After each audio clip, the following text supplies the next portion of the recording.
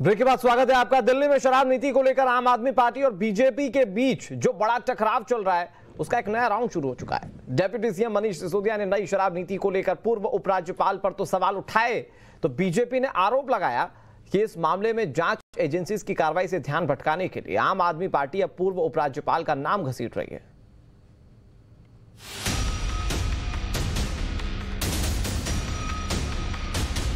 नई शराब नीति पर टकराव का नया राउंड।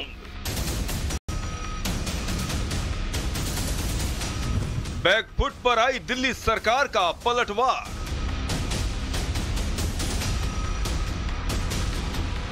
पूर्व एलजी पर दिल्ली सरकार के बड़े आरोप।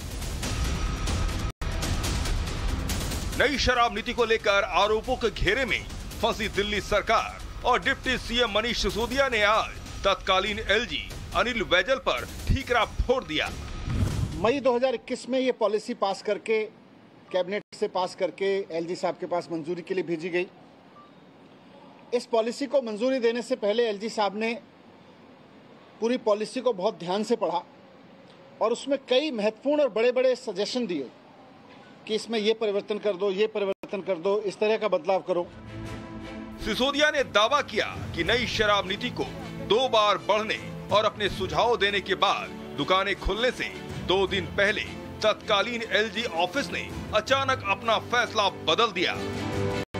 एलजी साहब के पास 2 बार जाके बहुत ध्यान से पढ़ के उन्होंने इस पॉलिसी को पास किया था। उस पॉलिसी में यही लिखा हुआ था, जगह जगह जोर देके, कि अनइक्विटेबल डिस्ट्रीब्यूशन को खत्म किया जाएगा। ये जो एक ही जगह शराब की दुकानों के अंबार लगे हुए हैं, कुछ वार्ड्स में या कुछ मॉल्स में, दुकानें नहीं बढ़ाई जाएंगी, लेकिन इसको लगभग बराबरी पे बांटा जाएगा। यहाँ तक कि अनऑथराइज एरिया में भी बांटा जाएगा, ये भी लिखा हुआ था। इसमें लिखा हुआ था कि हर वार्ड में दुकानें तो नहीं बढ़ेंगी पूरी दिल्ली में, लेकिन हर वार्ड में लगभग 2 से 3 दुकानें हो जाएंगी, तो इक्विटेबल डिस्ट्रीब्यूशन हो जाएगा। मनीष सिसोदिया का दावा है कि तत्कालीन एलजी के इस यू टर्न से दिल्ली सरकार को हजारों करोड़ रुपए का नुकसान हुआ और कुछ दुकानों को हजारों करोड़ का फायदा हुआ। तब ये एलजी साहब ने बहुत सारे सजेशन और दिए पॉलिसी में चेंज करने के, और बहुत ध्यान से पॉलिसी पढ़ी थी। उस समय न तो एलजी साहब ने आपत्ति की कि अनऑथराइज एरियाज में शराब की दुकानें नहीं खुलनी चाहिए, ना उसका बदलाव, ना उन्होंने कोई आपत्ति की, ना उसमें कोई बदलाव का सुझाव दिया, बल्कि मंजूरी दी। 2 बार पॉलिसी को पढ़ के मंजूरी दी, काफी ध्यान से पढ़ के मंजूरी दी। और जब एलजी साहब से मंजूर करा के उस पॉलिसी के तहत टेंडर किए गए और सरकार के अनुमान से लाइसेंसीज ने 25% ऊपर रख के लाइसेंस लिए, तो जब दुकानें खोलने की फाइलें एलजी साहब के पास गई तो वहां एलजी साहब ने अपना स्टैंड चेंज किया। पहले जब पॉलिसी में गया कि अनऑथराइज कॉलोनी में भी दुकानें खुलेंगी, इक्विटेबल डिस्ट्रीब्यूशन होगा, उस समय एलजी साहब ने कोई ऑब्जेक्शन नहीं किया। पॉलिसी पास की, सारे रूल्स पास किए, सब कुछ पास किया। लेकिन जब दुकानें खुलने की फाइल एलजी साहब के पास पहुंची तो वहां पर एलजी ऑफिस में कुछ बदलाव हुआ। एलजी ऑफिस ने अपना निर्णय बदला। मनीष सिसोदिया ने सवाल उठाया कि तत्कालीन एलजी ने 48 घंटे पहले जो निर्णय बदला, वो निर्णय क्या किसी के दबाव में लिया गया? उसकी सीबीआई जांच होनी चाहिए। अगर निर्णय बदला नहीं होता तो सरकार को हजारों करोड़ रुपए मिलते। निर्णय बदलने से सरकार का भी हजारों करोड़ का नुकसान हुआ और उन दुकानदारों का जिनकी दुकानें खुल गई थीं, जिनके पक्ष में ये फैसला गया, उनको हजारों करोड़ का फायदा हुआ। तो 48 घंटे पहले ये फैसला क्यों बदला गया? इनसे किन किन दुकानदारों को ज्यादा फायदा हुआ और एलजी साहब ने ये निर्णय खुद लिया या किसी के दबाव में लिया, और इसके बदले किस किस को कितना फायदा पहुंचा? इन सारे प्रश्नों की जांच होना बहुत जरूरी है।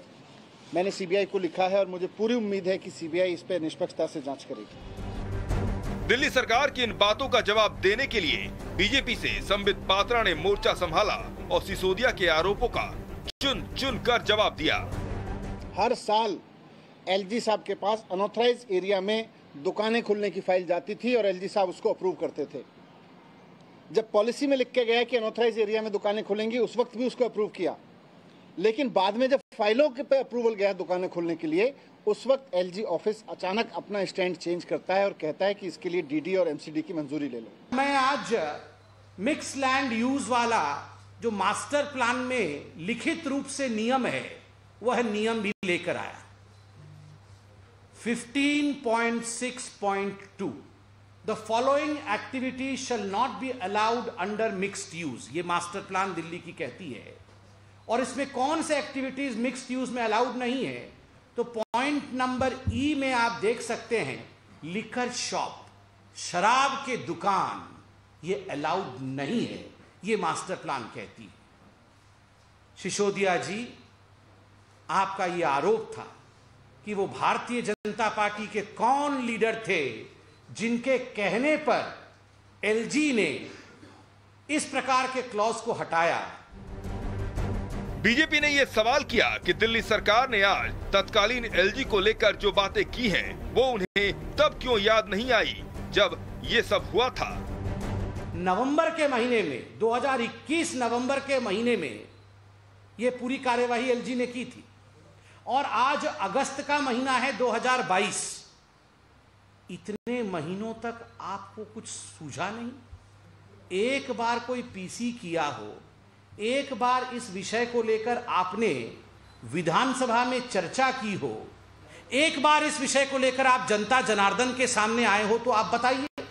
आज अचानक इतने महीनों के बाद, नवंबर से लेके आप अगस्त में जगे हैं, क्या कारण है? संबित पात्रा ने मनीष सिसोदिया के दावों पर सवाल उठाते हुए आरोप लगाए कि अब जो बातें की जा रही हैं, वो इस मामले में जांच एजेंसियों की धरपकड़ से ध्यान भटकाने के लिए है। मनीष सिसोदिया जी के पीछे और आम आदमी के पीछे जब सीबीआई, ईडी और इकोनॉमिक ऑफेंस विंग लगी, तो अचानक इनको याद आया कि अच्छा, अब ये पूरा मामला डाइवर्ट कैसे किया जाए, बलि का बकरा किसी और को कैसे बनाया जाए, तो एलजी को घसीट कर लेकर आओ। एलजी बेचारा प्रेस कॉन्फ्रेंस तो कर नहीं सकता है, वो तो पॉलिटिशियन नहीं है, तो एलजी के गर्दन के ऊपर चाकू छुरी चलाते हैं। बीजेपी का आरोप है कि नई शराब नीति में बड़ी गड़बड़ियां की गई। मैन्युफैक्चरिंग कंपनी को रिटेल में अलाउ किया गया, ब्लैकलिस्टेड कंपनी को ठेके खोलने की अनुमति दी गई। कॉटेल टेंडर में अलाउड नहीं होता, लेकिन कॉटेल को अलाउड किया गया। Bureau report, times now, Navbharat.